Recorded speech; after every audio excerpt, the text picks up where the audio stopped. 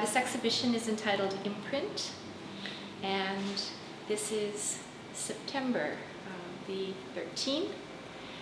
The idea for this exhibition really resulted from the lockdown, shutdown stage of the pandemic in April, when all of us were having to readjust our mindsets and having to turn inward a little bit from our regular routines and regimes.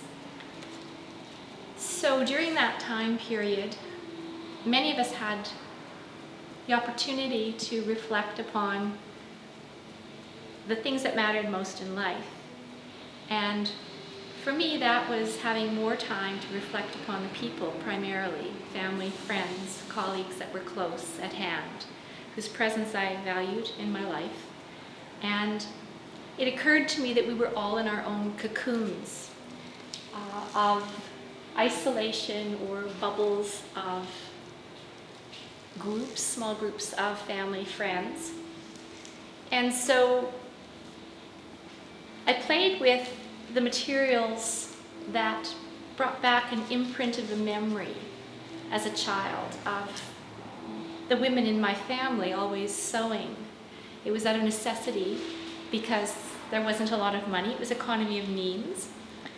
And the pattern pieces seemed to be something that could weave together the memories of time shared, the beeswax, the industry of bees, the way they work together, the way that the maternal lineage in my family worked together. I came across in my research, some writings about the idea of how we imprint, not just in a scientific way that animals are imprinted on, their mothers or fathers, but the idea, the metaphoric use of imprinting being things that cause us to remember, things that stick in our memories. So it was the duality of the idea of cocooning and imprinting that was the incentive for this show. In the statement, there's a quote that resonated with me. It said, "Cocoon is the place where you sew yourself back together before you step out into a new life. How do we prepare ourselves for a future that holds the unexpected?" And it occurred to me that we were all in this place and space together, regardless of our memories that imprint, regardless of our walks of life, wherever we come from. This is a global thing that's affecting us all. So my question really was, the things, the memories have imprinted, but then what are the things that are going to imprint going forward into the future that we really know nothing much about? So the industry of working with these materials as maybe shells that we keep emerging and evolving from. When we shed one skin, we become something else. We shed another, but we don't truly leave the memory of those shells behind, or how they have helped to shape or form part of us. So there's the bittersweet that goes along with not just the comfort and support of family in good times, but perhaps the sadness, the losses, children's lives in particular, with some of the little cocoons. And before these sculptural pieces emerged, this was the zone in which I dwelled from April till September, when the show was realized. And it occurred to me that we rely and are kept buoyant by the support of those we love and those that keep us, I think, in the moment of awareness.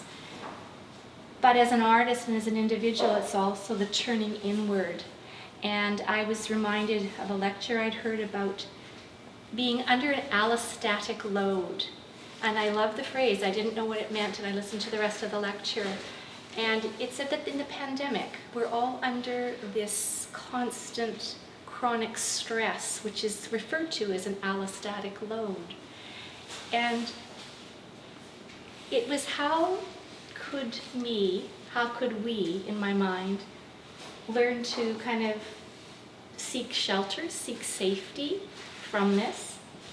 So the beeswax melting was mimicked a little bit by the linseed oil dripping down on these, as if maybe when we turn ourselves inward And we try to go seek those spaces inside of solitude, of quiet, of still, that help us to find our level of comfort. Perhaps we can offer that in turn to others.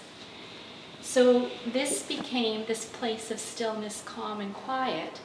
And as people have come through the gallery, the last 2 days have talked with me about what they see in this. It's been very interesting because they mirror back their experience. And people saw this not as a negative space of somebody hiding or curling inward, but almost the safety of a fetal position. And then the fact that maybe one may have been construed as being a sad thing, but the multiplicity of the repeated motif made people feel that there was somehow shelter within each one of us, going within, but together going within. So these are just some of the thoughts that I played around with over the last 6 months that were realized through process that was then informing more perhaps finished and resolved pieces. And the imprints that have stood out in my mind about where I'm at in this place and time.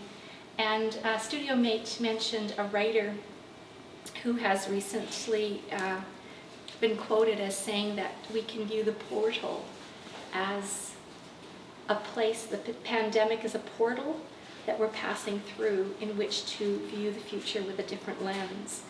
And so it'll be interesting to see how, as we move through this, which is what our new normal, what the next and the next and the next will be, with a paradigm shift that's going to be post-pandemic. And my hope is that we will all be resilient enough to see this through, we'll support each other. It'll imprint on all of us in different ways, but we'll come out of it because we're all in it together.